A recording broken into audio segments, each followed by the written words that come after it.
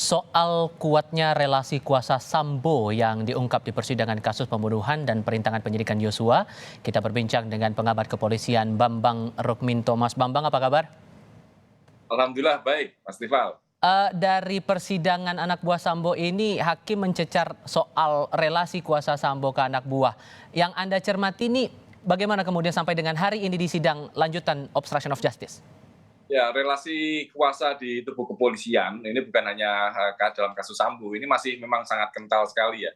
Jadi selama ini memang peraturan-peraturan Kapolri itu sebenarnya sudah sangat jelas, tapi implementasi di lapangan ini masih sangat longgar. Makanya saya melihat bahwa di kepolisian ini belum ada upaya untuk membangun kultur yang baik. Gitu.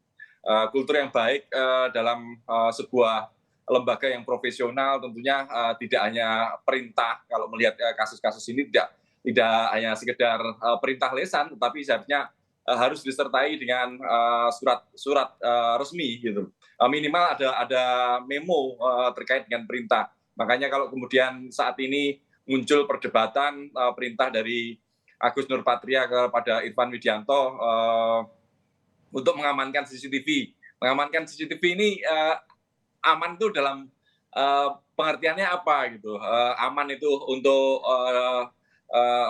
dibersihkan dari TKP atau kemudian dibuang atau hanya sekedar dikumpulkan jadi satu dalam sebuah tempat, misalnya seperti itu. Jadi secara Seperti ini. konteksnya sebetulnya sama-sama saja, sekalipun pembelaan mereka adalah minta dicek, minta diamankan, tapi ujung-ujungnya adalah merusak. Begitu menurut Anda? Benar, pengertian secara umum yang diterima oleh mereka tentunya akan merusak TKP itu gitu. Dan ini tentu adalah bagian dari obstruction of justice itu. Apapun alasannya memang tetapi kan yang muncul dalam persidangan ini kan perdebatan antara mengganti, membersihkan atau mengamankan itu tadi, seperti itu. Hmm. Makanya ini sebenarnya tidak substansial, tapi yang lebih penting sebenarnya adalah CCTV itu sudah DVR itu sudah tidak ada di TKP, yang sebenarnya bukan kewenangan dari Propam untuk olah TKP itu, karena ini adalah kewenangan dari Reskrim Jakarta Selatan gitu. Makanya Akhirnya kalau kan ini kemudian terkesan jadi lempar-lempar tanggung jawab, si A bilang apa, si B bilang apa. Jadi menurut Anda ini tanggung jawabnya Sambo atau masing-masing juga punya posisi untuk bertanggung jawab dengan tindakan masing-masing? ya masing-masing punya tanggung jawab, perintah atasan, makanya nanti kalau akhirnya nanti kalau ini dilimpahkan ke Sambo saja, ini nanti juga akan muncul perdebatan-perdebatan juga. Saya tidak memerintah atau ngeles istilahnya, membantah untuk tidak memerintah, terus kemudian perintahnya hanya sekedar mengamankan ini tadi ya, Hmm. tolong diamankan ini karena Mbak Yumu seperti itu, yang muncul kan seperti itu. Hmm. Hanya sekedar lemparan saja, tapi fakta-fakta yang ada bahwa CCTV, DVR CCTV di TKP itu sudah hilang. Itu yang menjadi poinnya di situ gitu. Siapa yang melakukan ya seharusnya mereka bertanggung jawab. Anda Seperti itu. sudah menyinggung tadi di awal soal peraturan sebetulnya sudah ada. Perkap nomor 14 tahun 2011. Di pasal 7 ayat 3 huruf C disebutkan di situ setiap anggota Polri yang berkedudukan sebagai bawahan wajib menolak perintah atasan yang bertentangan dengan norma hukum, norma agama, dan norma kesusilaan. Melihat faktanya sedemikian, gimana tuh? Ya, itu tadi yang juga saya sampaikan di awal bahwa peraturan itu sudah jelas gitu loh. Hanya saja tidak dibangun kultur, implementasinya tidak dibangun kultur yang sesuai dengan perkap itu di lapangan.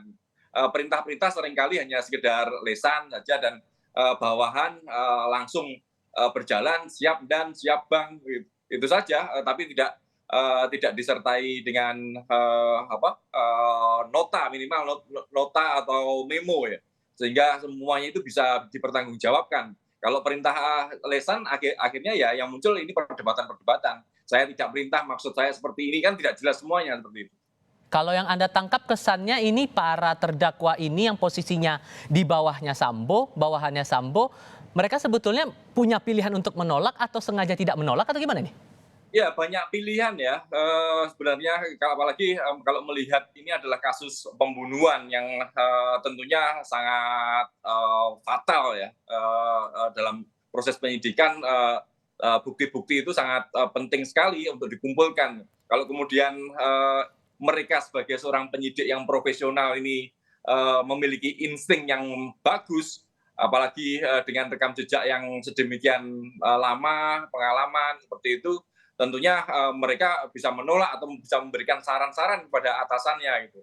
Bang, sebaiknya tidak seperti ini resikonya seperti ini, seperti itu. Tetapi fakta-fakta yang terjadi kan tidak. Mereka bahkan sekian lama, mulai tanggal 9, 11 baru diumumkan, kemudian baru ditetapkan tersangka, baru semuanya terbuka. Ada jenjang waktu yang sekian lama sampai mereka ditetapkan sebagai tersangka ini kan sebenarnya tidak ada proses untuk terbuka seperti itu. Sehingga menurut Anda posisi Verdi Sambo dalam ruang pengaruh psikologis terhadap bawahannya ini sangat besar, begitu? Sangat besar, sejak awal kan penonaktifan Verdi Sambo ini kan juga diolor-olor juga, kemudian pencopotan Verdi Sambo baru bahkan sebelum dicopot bagaimana Verdi Sambo mendatangi Barreskrim dengan gagahnya menyampaikan kepada kawan-kawan pers bahwa minta maaf kepada tapi tidak mengakui, seolah-olah tidak mengakui kesalahannya seperti itu.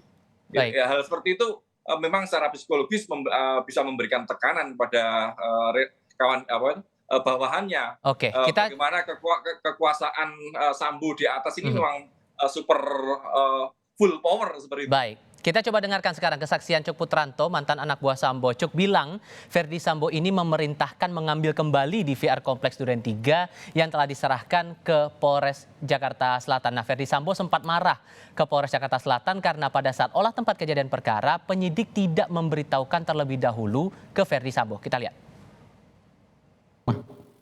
Ya. Terus kemudian beliau sampaikan sekitar rumah, saya bilang saya sudah serahkan ke Polres. Terus beliau sampaikan, siapa yang perintahkan? Kata Pak Verdi Sambo? Iya. Terus? Saya cuma hanya menjawab siap. Terus kamu ambil sekarang itu ke Polres, kemudian kamu copy dan kamu lihat isinya. Itu perintahnya? Sekiranya saya, kemudian beliau sampaikan, udah jangan tanya kamu. Kalau ada apa-apa saya bertanggung jawab. Dan satu lagi, kalau ditanya penyidik, baru kamu serahkan DVR. Kalau ditanya penyidik, baru kamu serahkan CCTV-nya. Marahnya maksudnya bagaimana nih? Marahnya karena saat itu dilakukan olah TKP tetapi tidak dilaporkan ke beliau yang punya rumah, intinya itu.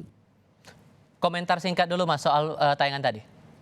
Ya, apa yang disampaikan Cuk Putranto itu sebenarnya mewakili kegundahan bawahan juga ya. Bagaimana seorang bawahan yang tertekan tapi tidak berkutik untuk menyampaikan kegundahannya gitu. Mau lapor siapa? Artinya kan memang ada tekanan-tekanan secara psikologis pada bawahan dengan kekuasaan Verdi Sambo yang full power itu tadi, dia bisa mempengaruhi penyidik di Polres Jakarta Selatan, bahkan tidak untuk kemungkinan mempengaruhi penyidik di Barreskrim seperti itu.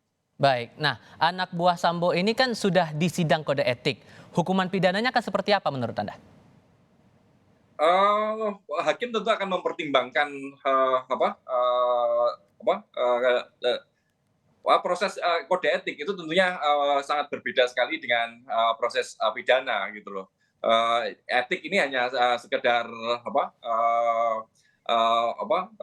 terkait dengan etik dan disiplin internal saja, peraturan-peraturan internal saja, tetapi hakim tentunya akan memperhatikan saksi-saksi dan bukti-bukti yang ada di lapangan terkait pidananya gitu. Mungkin memang dalam sidang etik ini mereka sudah diberikan sanksi yang sangat berat yakni PTDH, tetapi bisa tidak untuk kemungkinan karena saksi-saksi ternyata tidak menguatkan sidang etik itu. Hasil sidang pidana ini bisa saja akan memberikan vonis yang tidak begitu berat pada masih mereka. Berjalan proses sidangnya sampai dengan saat ini. Mas Bambang Rukminto, terima kasih sudah berbagi pandangan bersama Kompas TV hari ini. Sehat selalu Mas.